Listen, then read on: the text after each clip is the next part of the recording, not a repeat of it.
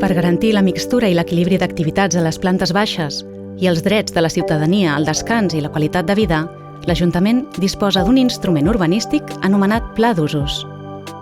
Un pla d'usos regula les condicions d'implantació d'algunes activitats de concurrència pública, com ara les musicals o la restauració, així com el comerç alimentari i altres activitats com botigues de conveniència. Es poden regular, per exemple, a través de distàncies entre establiments, del nombre d'establiments en una àrea determinada o de l'amplada dels carrers. Un pla d'usos no regula les activitats o usos situats a l'espai públic.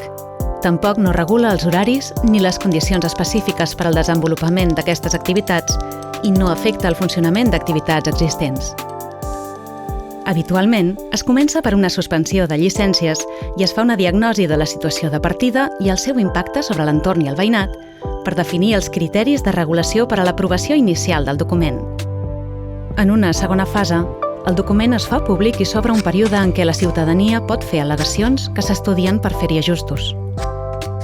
Un cop acordada l'aprovació definitiva, es publiquen les normes del pla i entra en vigor. Durant tot el procés hi participarà la ciutadania de maneres diverses i es tindran en compte les aportacions en la regulació definitiva del pla.